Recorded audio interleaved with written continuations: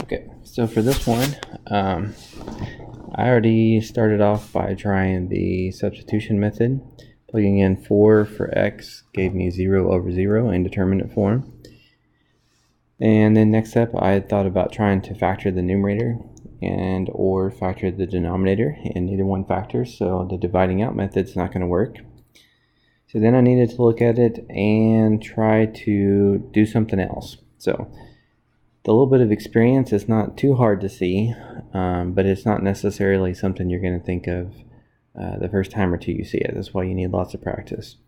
But if I'm trying to find this limit, the way this is written tells me that maybe if I multiplied it by its conjugate, then I could rewrite it in a way that maybe it will work. So notice anything divided by itself is 1, and multiplying by 1 doesn't change the size of anything.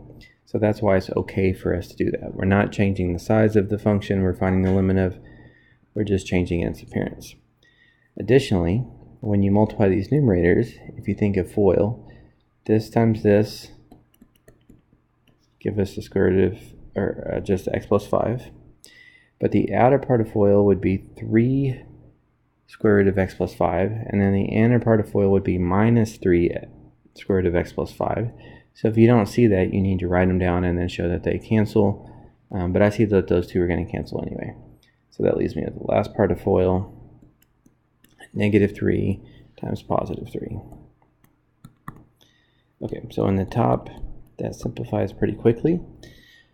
So I guess I could also go ahead and multiply my denominators here, but we want to stop for just a second. I've got this x minus 4 in the numerator, so maybe it's better if I don't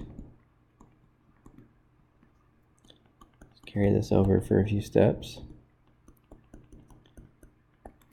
because then I can now do the divide out technique. So I rewrote it in a way that a factor in the numerator matched up with the factor in the denominator, cancel that, and now I can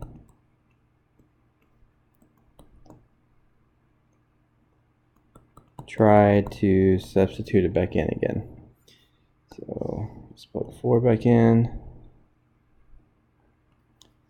This would give us 1 over the square root of 9, which would be 3 minus 3,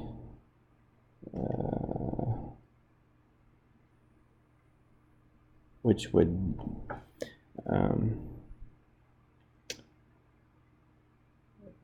so this tells me I've got a mistake in here, so I've got to go back and look. And right here, I almost missed this. When I multiplied by the conjugate, since this was a minus, the conjugate should be plus and plus. And for whatever reason, I didn't carry the sign over correctly, and that makes a big difference. So it's actually 1 over 3 plus 3, which gives us the real limit, which is 1/6. Just be careful with those signs. Just because you know what it is and you started off correctly, it's easy, if you get careless there, to lose it, just like I did.